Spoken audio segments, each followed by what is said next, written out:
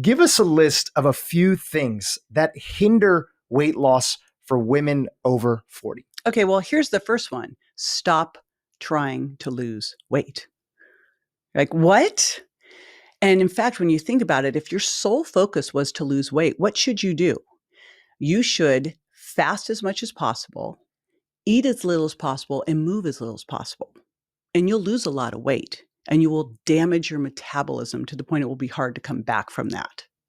So we have to shift that focus from weight loss to improving what that weight is made up of. Because the reality is, if you fix that, if you fix your metabolism, because a healthy body will lose fat and hold on to or build muscle, you have to get healthy to do that.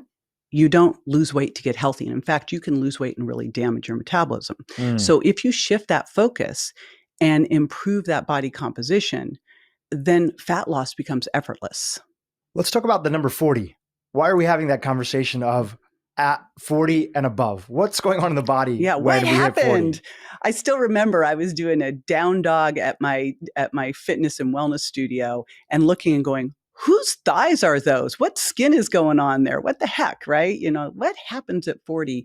And it really probably happens a little younger than that, but I think we start to see it more at 40, 45, 50, is that we start to lose muscle if we are not actively working against it. You know, I'm 60 and I'm fitter than I've ever been. So this doesn't have to be this sentence of doom. But if you don't actively work against this, starting at 40, we lose up to 1% of our muscle each year. That's actually not the worst part. 2 to 4% of our strength, 6% of our power. And I think we're focusing a lot now on muscle, which I'm thrilled about. I feel like my time has come as an exercise physiologist. But we're missing the big part, which is strength and power. And I remember at age 50, I was going to unscrew a lid and I couldn't unscrew. I was always the lid unscrewer in the household. And all of a sudden, I'm like, I can't unscrew this lid. What the heck is going on here? Like me, you know, the person who's lifted weights since I was age 16. And I went, I need to focus on strength and power. So it means the workouts that we did in our 20s and 30s need to shift dramatically along with our diet, of course. Let's come back to this idea and do's and don'ts. I'm going to zigzag for a second. So give us a few more do's and don'ts when it comes to weight loss, especially for women over 40.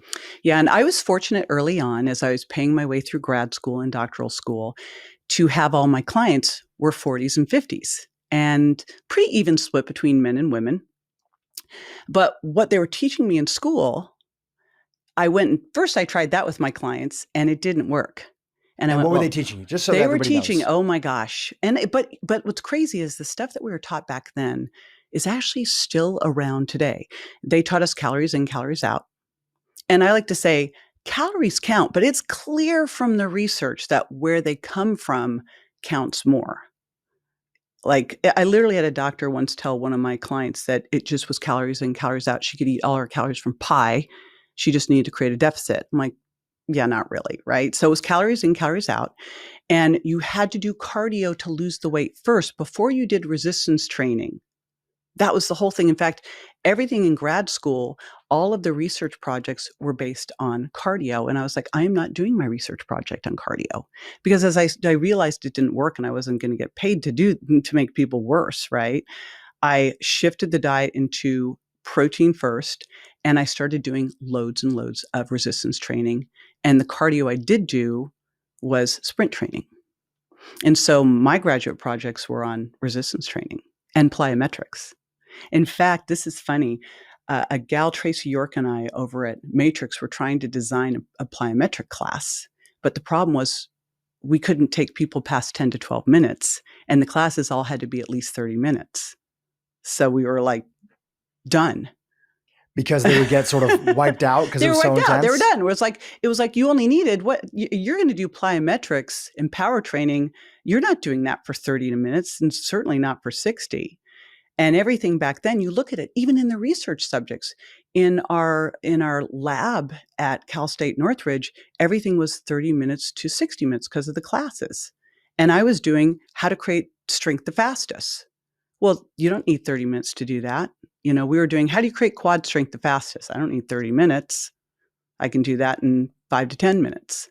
So And everything was funded by Precor, treadmills and elliptical, right? Mhm. So I mean, there is but that whole message of you need to get the weight off before you start lifting weights, it's still around, which is Mm. bizarre to me because if you want to drop fat, the single most important thing you could possibly do is resistance training. You'd put that as number 1. Oh, heck yeah. No question. Because what is one of the reasons you're not losing fat? Well, probably 2 of them. Metabolism. Like, this is one of the big factors under our control in metabolism is muscle, right? And insulin sensitivity. Fastest way you can improve insulin sensitivity besides sleep is muscle. Put Just on ex more high quality muscle. just explain to people, why is that? To Why connect the is that? dots. So muscle, there's 2 ways I like to think of muscle, and it helps a lot for women. Muscle is your metabolic Spanx. So what does that mean? It holds everything in tighter, right?